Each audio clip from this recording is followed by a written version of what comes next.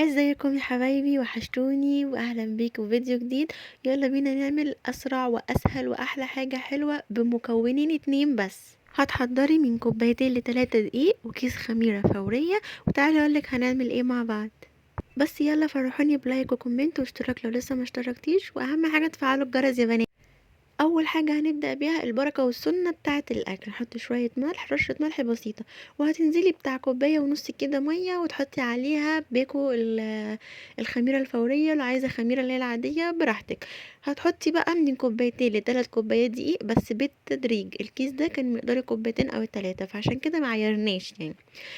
هتبداي بقى تقلبي، واهم حاجه تقلبي بايديكي يا حبيبتي، ما ينفعش مضرب ولا معلقه، لان المعجنات دي بتبقى لازم تتخلط كويس. وهتبداي بقى تزودي كده ميه تاني بالتدريج، المهم لحد ما هتلاقي القوام معاكي زي ما هتشوفي بعدين، يعني كمان شويه كده.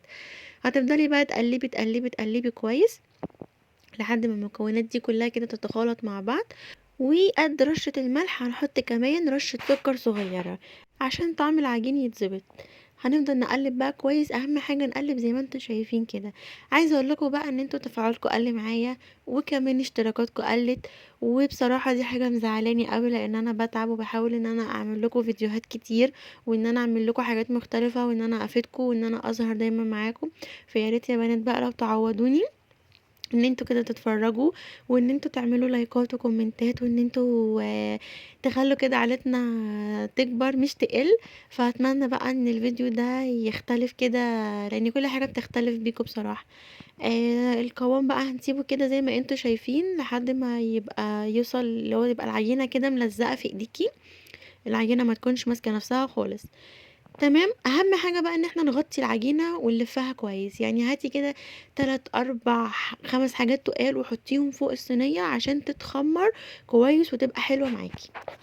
وهنسيب العجينة تخمر مش اقل من نص ساعة، وبعد كده تبدأي تتابعيها على حسب الخميرة اللي هتكون معاكي. بس العجينة بتاعتي قعدت معايا ساعة الا ربع عقبال ما اتخمرت بالطريقة اللي كنا عاوزينها. عقبال ما سبتها تتخمر بقى كنت هطحن سكر. فسكر مش محتاج يعني هنحطه في المطحنة وهنطحنه، وعشان يبقى سكر سكر بودرة. عايزة تاكليها بعسل براحتك، عايزة تاكليها بسكر بودرة براحتك، عايزة تاكليها بشوكولاتة براحتك، بكراميل. بصي اللي انت حباه كلي بيها. اهم حاجة ان انا نفسي كده الاقي تفاعلات حلوة على الفيديو ده وعلى الفيديوهات اللي فاتت. ولو في نوع فيديوهات معينة انتوا بتحبوني فيه وبتحبوا انتوا تتفرجوا عليا فيه قولولي وانا اعمله لكم. حبيت تسألوني في حاجة قولولي برضو. ده بقى كان شكل السكر بعد ما طحنته. بصوا بقى العجينة، يعني ما شاء الله تبارك الله. بعد ما خمرت كانت عاملة ازاي. لازم بقى العجينة تخمر بالدرجة دي.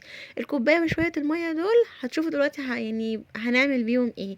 كان الزيت بقى لازم الزيت يا بنات يكون يسخن كويس جدا جدا.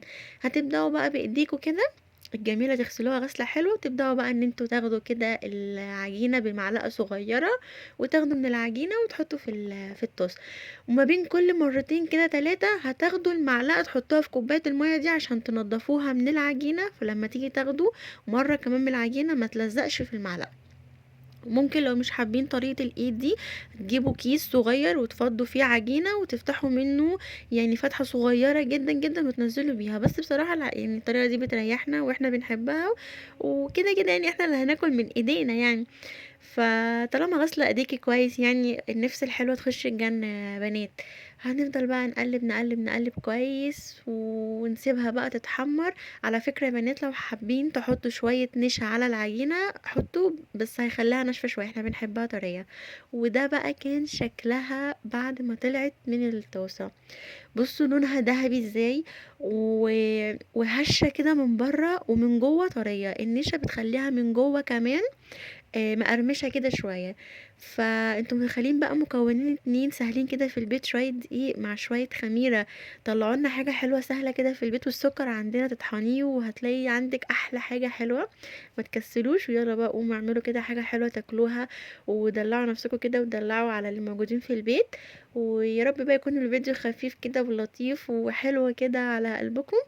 وقولوا لماما تسلم ايديها عشان هي اللي شجعتنا وفرحتنا وعملت لنا الحاجه الحلوه دي.